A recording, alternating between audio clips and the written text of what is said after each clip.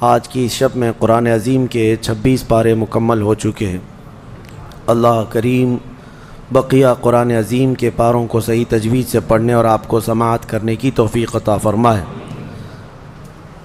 آج ہمارے لیے خوش بختی ہے، خصوصیت کے ساتھ ہماری محفل میں حضرت علامہ مولانا مفتی عاقب شافعی صاحب ادام اللہ اقبالہ تشریف لائے، اور مجھے خبر نہیں تھی، آپ نے یہیں پر تراویح کی نماز ادا کی، اور خاص ہمارے اس تفسیر میں شرکت کی غرض سے یہ بھیونڈی سے چل کر تشریف لائے ہیں۔ اور الحمدللہ شافعی مسلک کے ایک بہت ہی بہترین مدقق عالم دین ہیں۔ فقہ شافعی پر آپ کو عبور حاصل ہے، اور جامعہ ازہر مصر میں بھی الحمدللہ آپ زیر تعلیم رہے، وہاں سے بھی آپ نے تعلیم حاصل کی ہے۔ ایک بہت بڑا مسئلہ ہے یہاں پر، کوکن کے جو حضرات شافعی ہیں اور کیرلا کے جو شافعی ہیں، دونوں میں فرق ہے۔ فرق اس طور پر کہ کیرلا کے جو شافعی حضرات ہیں ان کے ہاں کثیر علماء ہیں، اور ان کی زبان کے علماء ہیں، ملیالم کے، ملباری، تو وہاں کے عوام کو کوئی دقت نہیں فقہ شافعی کے لیے، بلکہ یوں سمجھ لیں کہ ہر گلی میں، ہر محلے میں وہاں عالم دین آپ کو ملیں گے۔ کیرلا میں ہر مسجد میں مدرسہ چلتا ہے جس میں فقہ شافعی کی تعلیم ہوتی ہے، لیکن یہ جو کوکن سائڈ کے جو ہمارے شافعی حضرات ہیں، یہاں پر علماء کی کمی بہت زیادہ ہے۔ جیسے آپ لوگوں میں ہیں اسی طرح سے شافعی، اردو شافعی والے ہیں، اور میں جہاں تک سمجھتا ہوں کہ اردو شافعی حضرات جو کوکن والے ہیں، ان کے چند چنیدہ علماء میں سے ایک بہترین عالم دین حضرت علامہ مفتی عاقب شافعی صاحب ہیں۔ اللہ تبارک و تعالیٰ ان کے علم میں اور برکتیں عطا فرمائے، روز افزوں ترقی عطا فرمائے۔ آپ ایک مدرسے کے بانی بھی ہیں اور مدرس بھی ہیں الحمدللہ۔ بہرحال میں مختصراً آج آپ کے سامنے عرض کرتا ہوں۔ آج ہم نے سورہ احقاف، سورہ محمد، سورہ فتح، سورہ حجرات اور سورہ قاف، سورہ ذاریات کا کچھ حصہ تلاوت کی ہے۔ یہ تمام صورتیں بڑے احکام لیے ہوئے ہیں۔ ہم نے جو صورتیں تلاوت کی اس میں سورہ فتح، جس کا آپ نے تذکرہ بھی بہت مرتبہ سنا ہوگا، اللہ کریم نے اس میں اپنے حبیب صلی اللہ علیہ وسلم کو بشارت عظمیٰ عطا کی ہے کہ اے محبوب، ہم نے آپ کو روشن فتح عطا فرمائے۔ انا فتحنا لک فتحا مبینا، بے شک ہم نے آپ کو روشن فتح عطا فرمائی۔ یہ کس فتح کے متعلق ہے؟ یہ فتح مکہ کے متعلق ہے۔ مکہ والے 1 سال پہلے نبی مکرم صلی اللہ علیہ وسلم کو عمرہ کرنے سے روک دیے تھے۔ حضور صلی اللہ تعالیٰ علیہ وسلم اپنے صحابہ کے ساتھ مدینے سے نکلے تھے، تقریباً 1400 صحابہ احرام کی حالت میں عمرہ کرنے کی غرض سے آئے۔ مکہ سے 35 کلومیٹر باہر حدیبیہ ایک مقام ہے، وہاں پر حضور کو زور زبردستی روک دیا گیا اور کہا گیا کہ ہم آپ کو مکہ میں انٹر ہونے نہیں دیں گے۔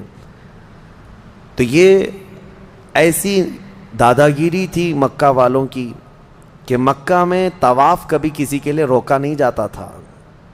وہاں دشمن بھی آتے تھے جن کے ساتھ ان کی جنگیں ہوتی تھی، وہ ایام حرمت میں، حرمت والے مہینوں میں وہ آتے تھے، لیکن نبی پاک صلی اللہ علیہ وسلم اور اصحاب کو مجبور کر دیا ان لوگوں نے کہ آپ مکہ میں نہیں آ سکتے۔ یہیں پر وہ صلح ہوئی تھی جس کو صلح حدیبیہ کہتے ہیں، مشہور ہے۔ یہ دونوں فریق کے درمیان ایک ایسا ایگریمنٹ بنا تھا جس کو دیکھ کر کے بظاہر ایسا لگتا تھا کہ مسلمانوں نے دب کر صلح کر لی، لیکن نگاہ نبوت دیکھ رہی تھی کہ ہونا کیا ہے۔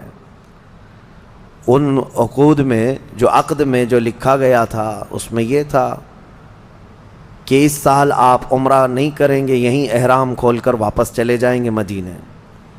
پھر اس میں یہ لکھا ہوا تھا کہ اگر کوئی مکہ سے بھاگ کر آپ کے ہاں آئے تو آپ اس کو واپس کریں گے، اور اگر مدینے سے کوئی بھاگ کر ہمارے پاس آئے تو ہم اسے واپس نہیں کریں گے، ہم اپنے پاس رکھیں گے۔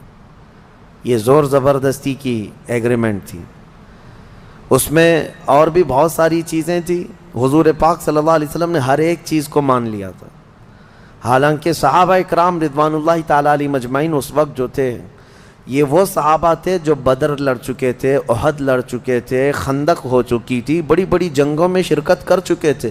ان کو تو تجربہ تھا مکہ والوں سے لڑنے کا.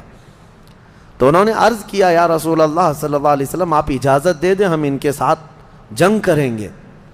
حضور نے منع فرمایا، اللہ کا حکم نہیں ہے.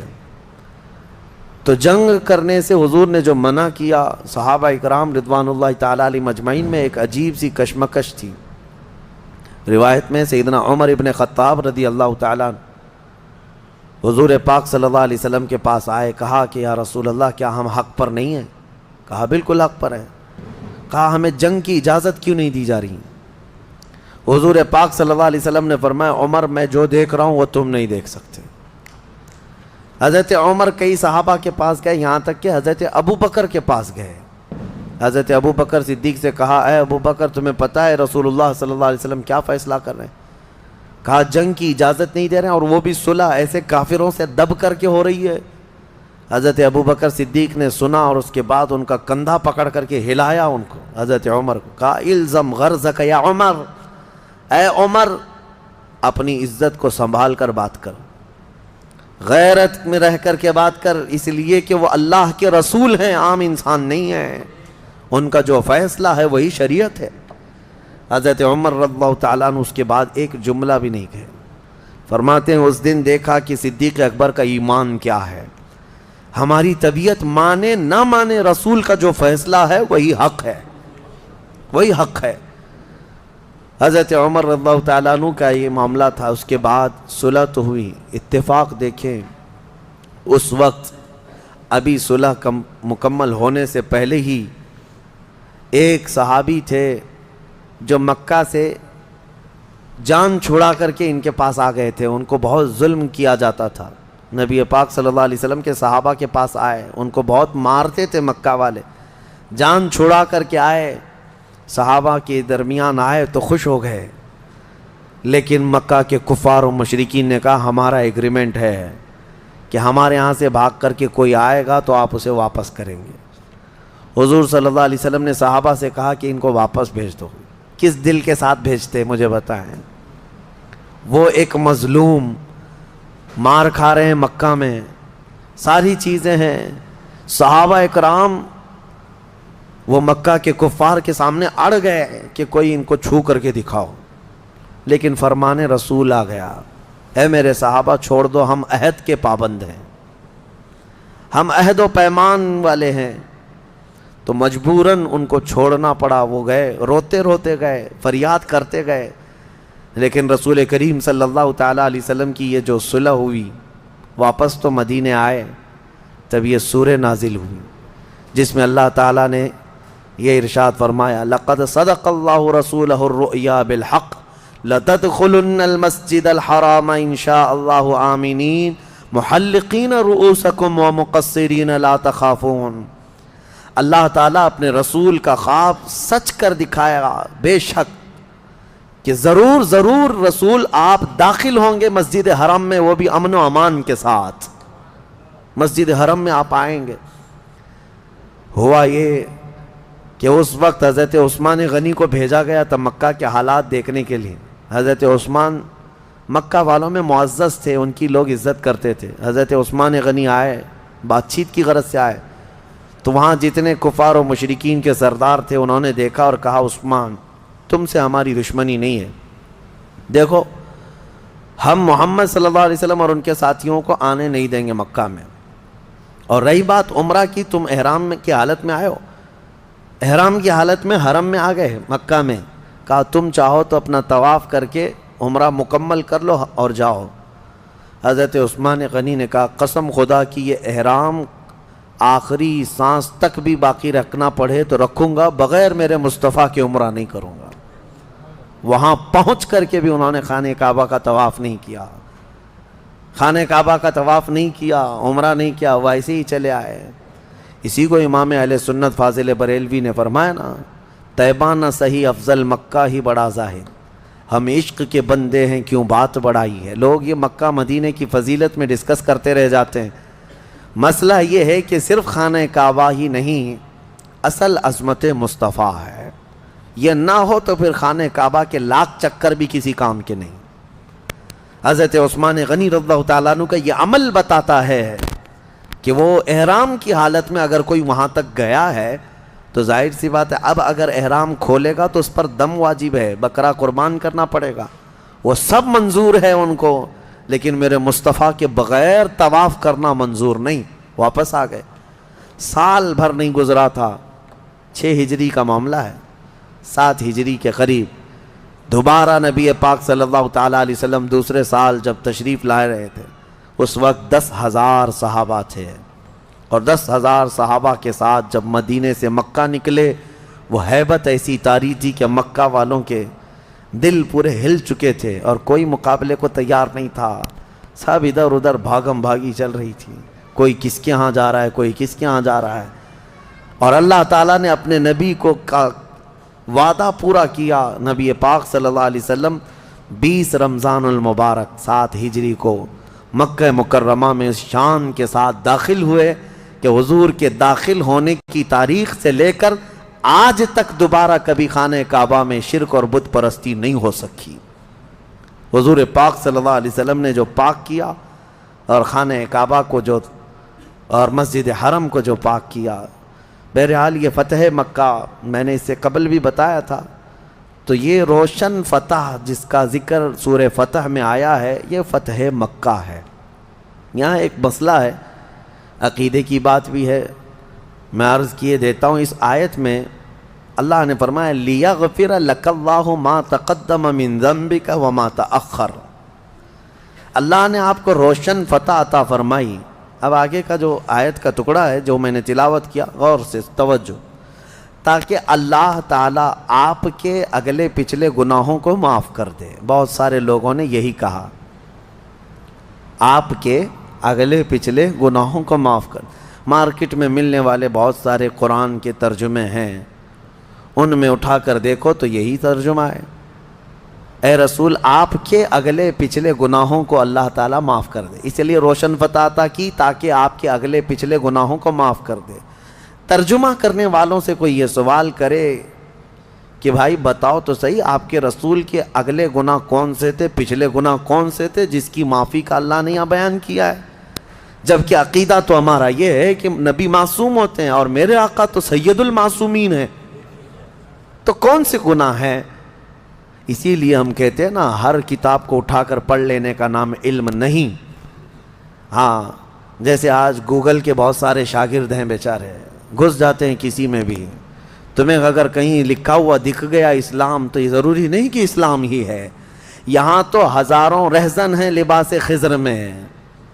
ہاں بہت سارے معاملات ہیں، کس سے پڑھ رہے ہو کس سے لے رہے ہو یہ دیکھنا ضروری ہے. قرآن کا ترجمہ کئی لوگوں نے کیا اس طرح سے، لیکن آؤ بریلی کے امام عشق و محبت کا ترجمہ کنز الایمان اٹھاؤ. آپ نے کس سلیس انداز میں اور کس ادب کے انداز میں فرمایا، اے رسول ہم نے آپ کو روشن فتح عطا کی تاکہ آپ کے اگلوں اور پچھلوں کے گناہ معاف کر دیے جائے. کتنا بڑا فرق ہے آپ کے اگلے اور پچھلے میں اور آپ کے اگلوں اور پچھلوں میں، کتنا بڑا فرق ہے.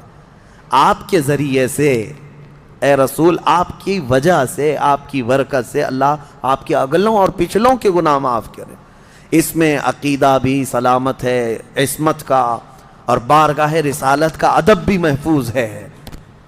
یہ ہے، اسی لیے ہم کہتے ہیں کہ جو لوگ ٹھوکر کھائے وہ ایسے ہی لوگ ہیں جو بے عشق رسول پڑھتے رہے یا بے عشق رسول قرآن کا ترجمہ کرتے رہے.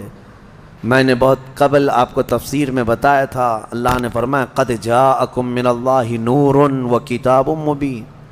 تحقیق کہ تمہارے پاس اللہ کی طرف سے ایک نور آیا اور ایک روشن کتاب. نور سے مراد رسول اللہ کی ذات اور روشن کتاب سے مراد قرآن عظیم.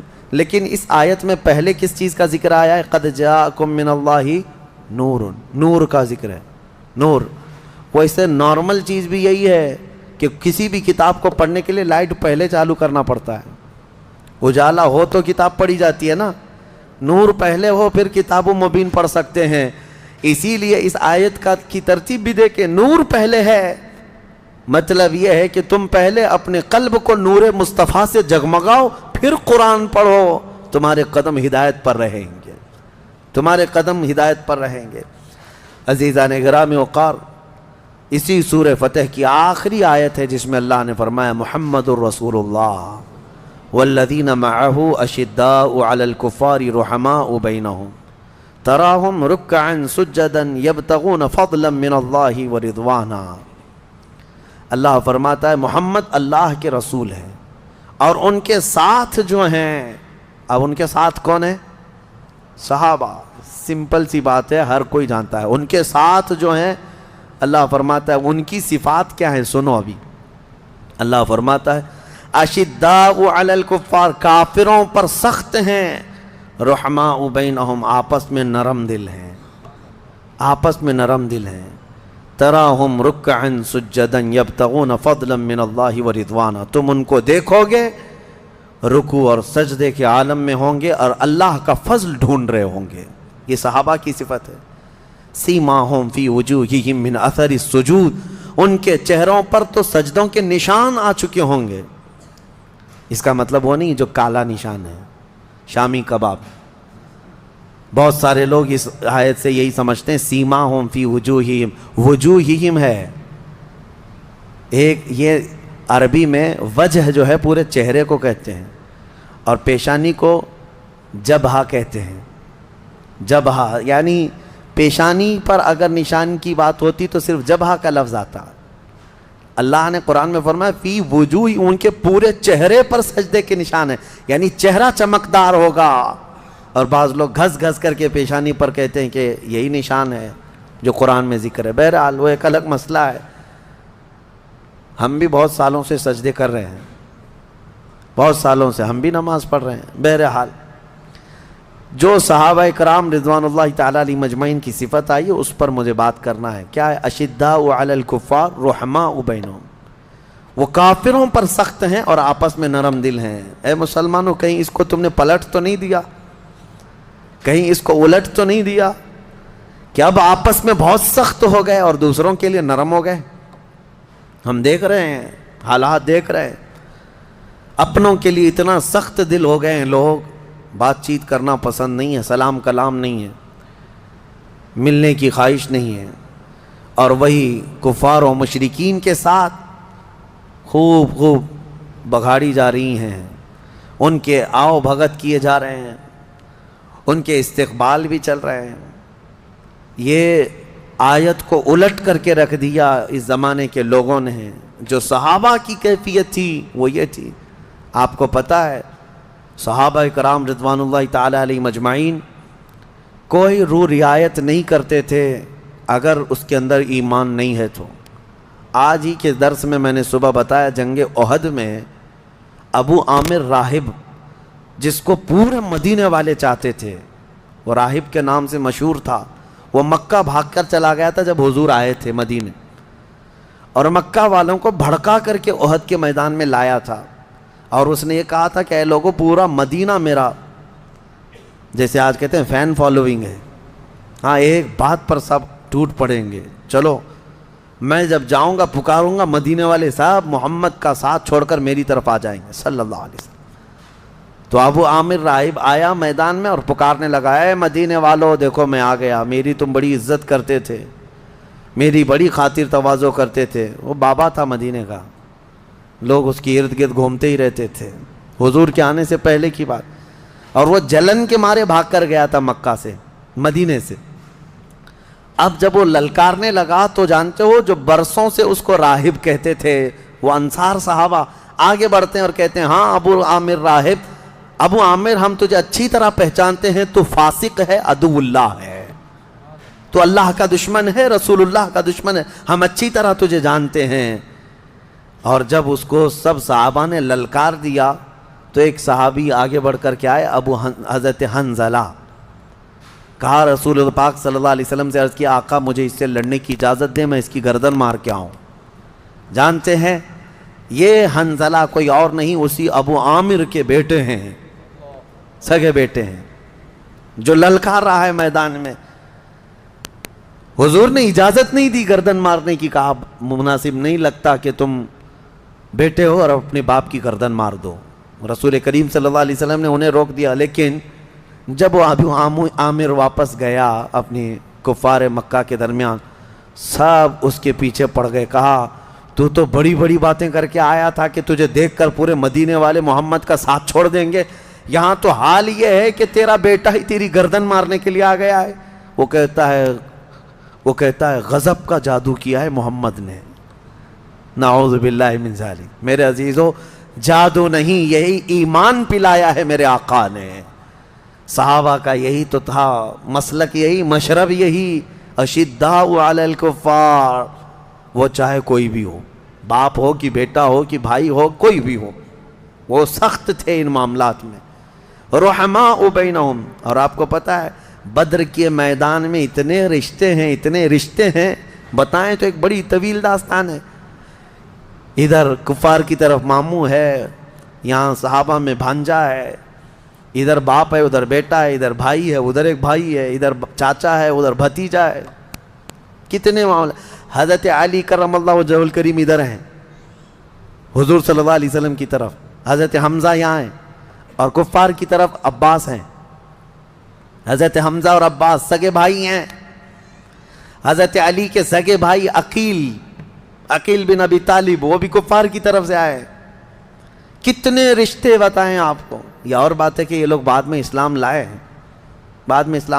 ابو جہل حضرت عمر فاروق کا ماموں ہے، ادھر حضرت عمر ابن خطاب ہیں ادھر. یہ صحابہ نے یہ دیکھا ہی نہیں کہ ہمارا ان سے کیا رشتہ ہے، انہوں نے صرف یہ دیکھا ہے کہ اگر نسبت مصطفیٰ نہیں ہے تو یہ ہمارے کچھ بھی نہیں لگتے، کچھ بھی نہیں لگتے. اشداء علی الکفار، یہ صفت تھی. اب اس کا مطلب یہ نہیں ہے، بعض لوگ یہ سمجھتے ہوں کہ سختی کرنے کا مطلب کیا ہے. ہم جہاں رہتے ہیں کفار و مشرکین سے ہمارے معاملات ہیں، آپ تجارت کریں، اخلاق کے ساتھ رہیں، اچھے ویوہار کریں، ٹھیک ہے.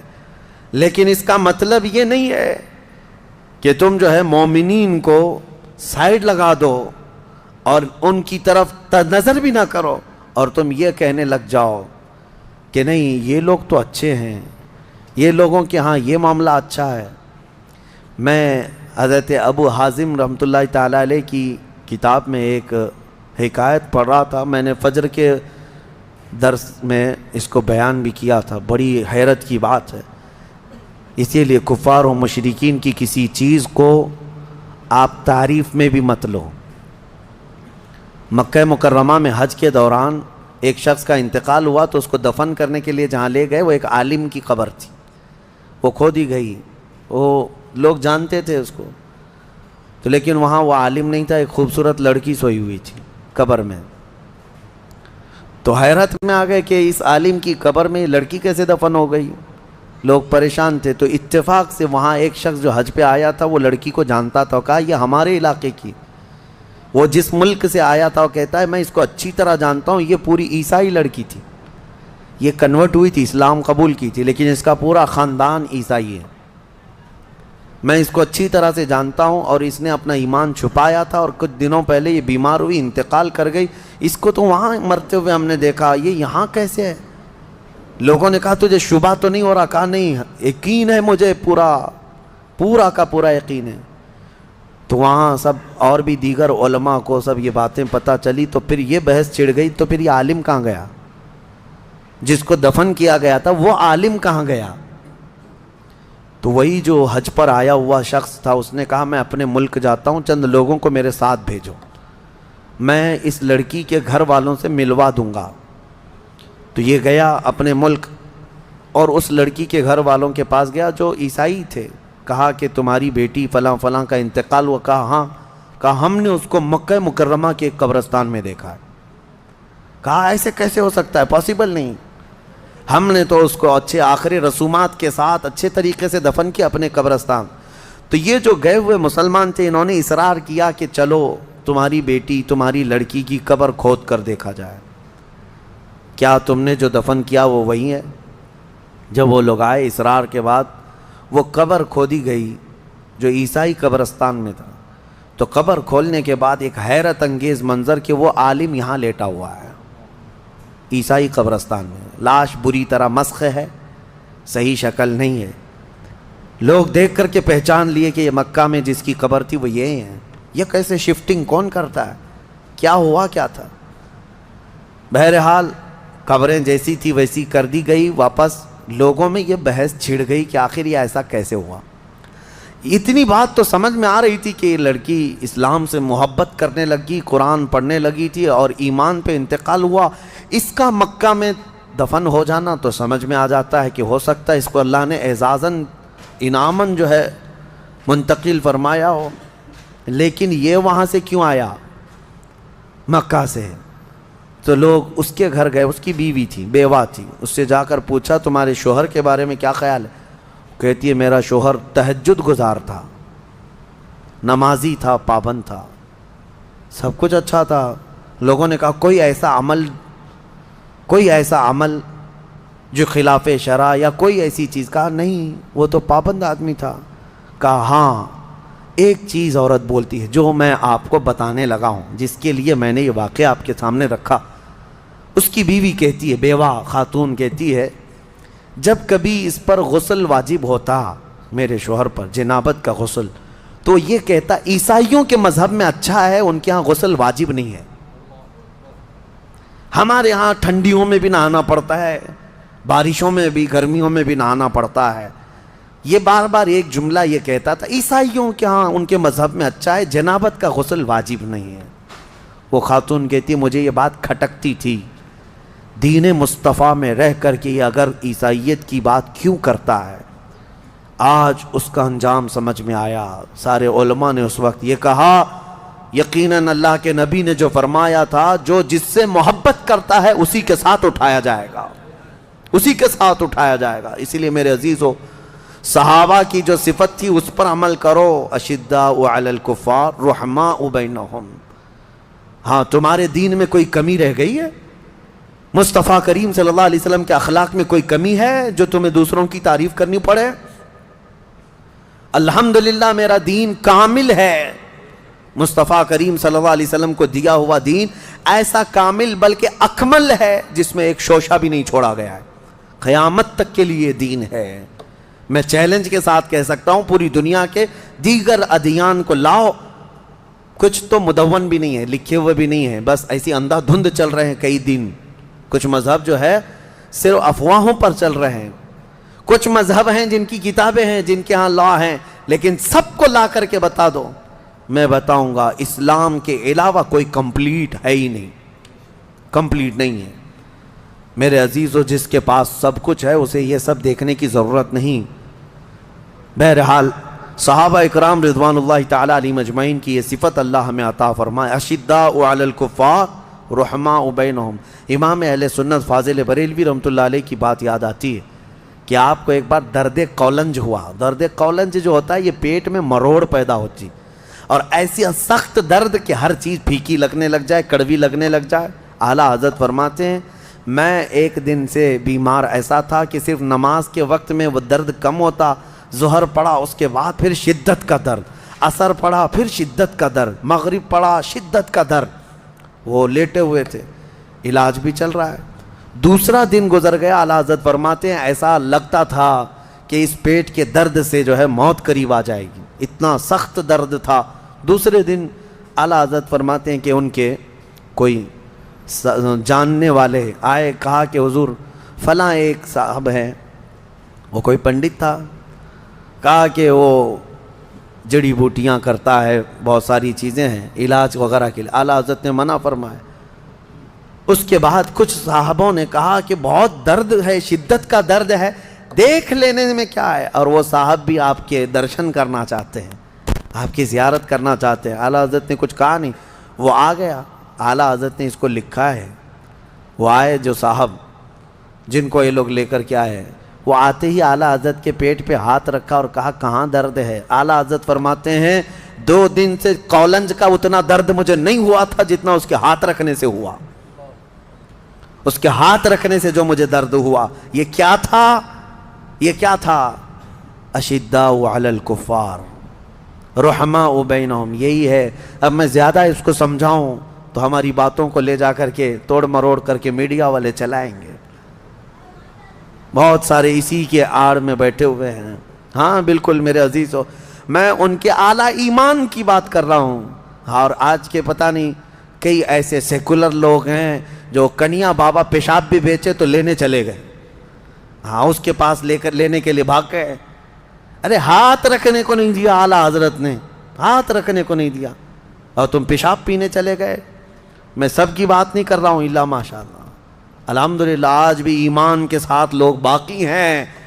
پیشاب کیا ہوا، اگر دودھ بھی پلائے تو ہم نہ پئیں، کیونکہ ہمیں پتہ ہے ہماری شفا مدینہ طیبہ کے تاجدار کے قدموں میں موجود ہے. ہاں ہم وہاں کی مٹی بھی اٹھا کے کھا لیں گے.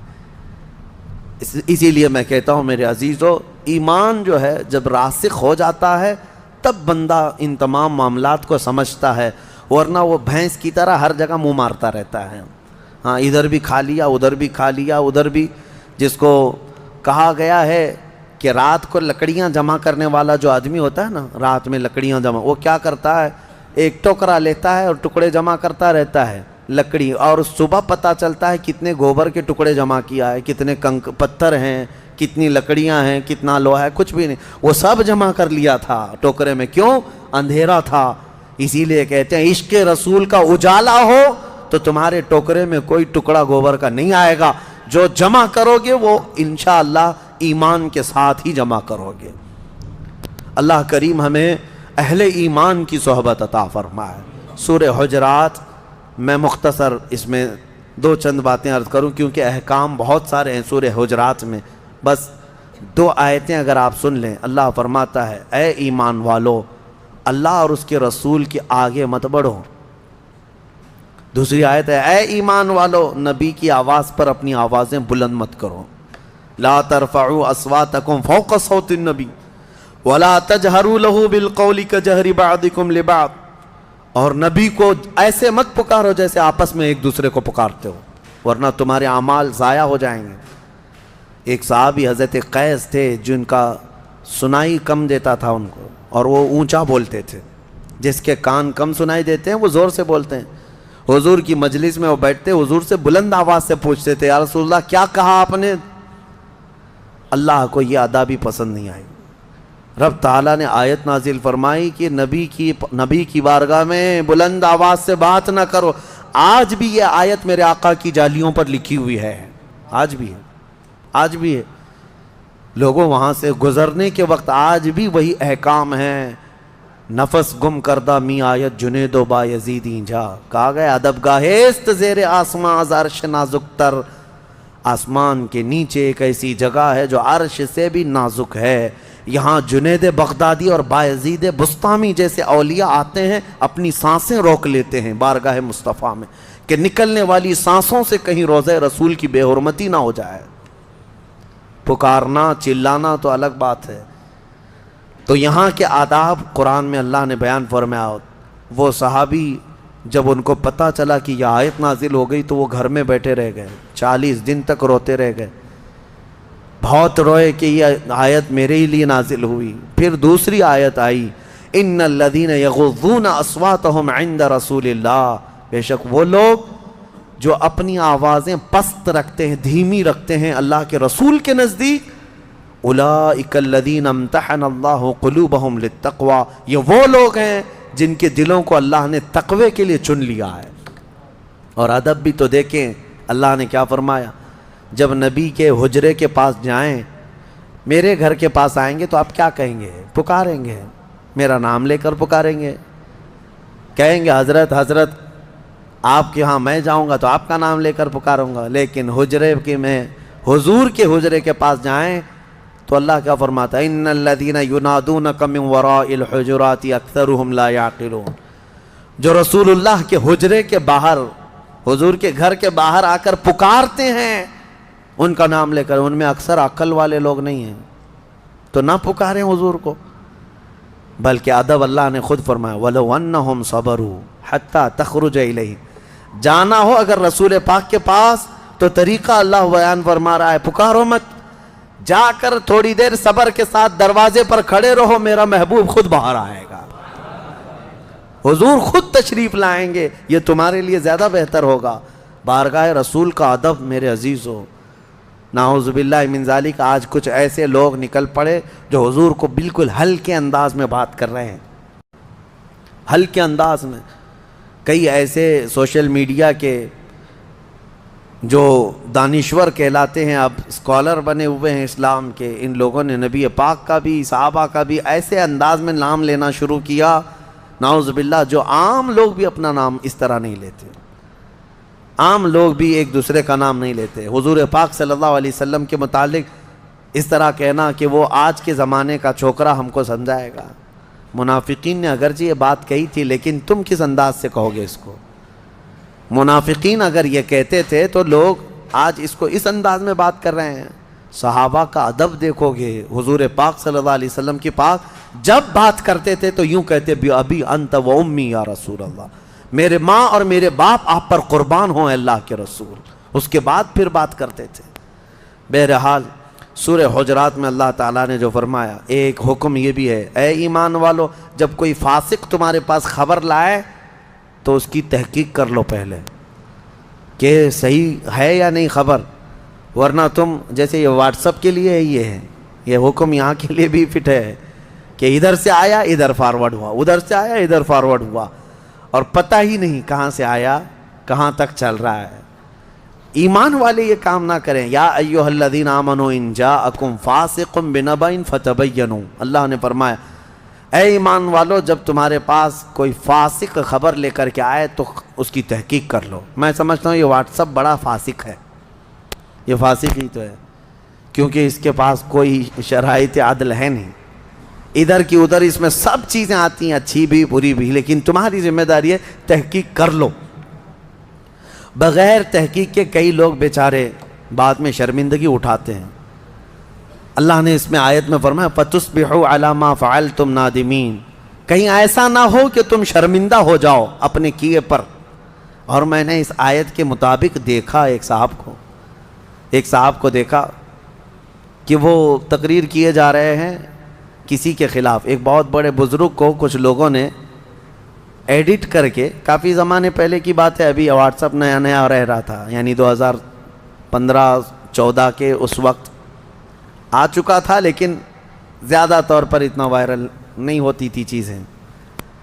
تو وہ کسی نے ایڈٹ کر کے ایک بزرگ کی تصویر کسی ایک غیر مسلم کے ساتھ لگائی اور کہا دیکھو یہ آپس میں مل رہے ہیں۔ مولانا صاحب کو اتنا ہی دکھا اور اس پر پورے تقریر کر ڈالی، کہا اتنے بڑے بڑے بزرگ بہک گئے ہمارے، بھٹک گئے ہمارے، اب کیا ہوگا۔ دوسرے دن نوجوانوں نے آ کر کے کہا کہ حضرت یہ ریئل تصویر ہے ہی نہیں، یہ تو کسی نے ایڈٹ کر کے بھیجا ہے۔ کہا اچھا ایسا ہے۔ دوسرے جمعہ پھر توبہ کرنا پڑا، پورے توبہ پہ تقریر کرنی پڑی۔ تو ہم نے دیکھا شرمندگی ہوئی۔ یہ ہوتا ہے کہ ہمارے کیے پر بعد میں شرمندگی ہوگی۔ فاسق جب کوئی خبر لائے تو تحقیق کرو اس کی۔ اور اللہ تعالیٰ نے فرمایا وَلَا تَنَابَزُوا بِالْأَلْقَابِ، لوگوں کو برے ناموں سے مت پکارو، برے ناموں سے مت پکارو۔ اور اللہ نے یہ بھی فرمایا اے ایمان والو، بہت زیادہ بدگمانی کرنے سے بچو، کسی کے بھی بارے میں بدگمانی کرنا اور غیبت کرنے کے بارے میں اللہ نے فرمایا کہ کیا تم میں سے کوئی یہ چاہتا ہے کہ تمہارے مرے ہوئے بھائی کا گوشت کھائے؟ جو مسلمان کسی مسلمان کی غیبت کرتا ہے وہ اپنے مردہ بھائی کا گوشت کھاتا ہے۔ اللہ کریم ہم سب کو ان تمام سیئ افعال سے محفوظ فرمائے، ہمیں عشق رسول کی دولت عطا فرمائے۔ دعا یہی ہے کہ مولا کریم تیرے رسول کے جلووں میں زندگی عطا فرما اور ان کے قدموں میں موت عطا فرما۔ وآخر دعوانا ان الحمد للہ رب العالمین۔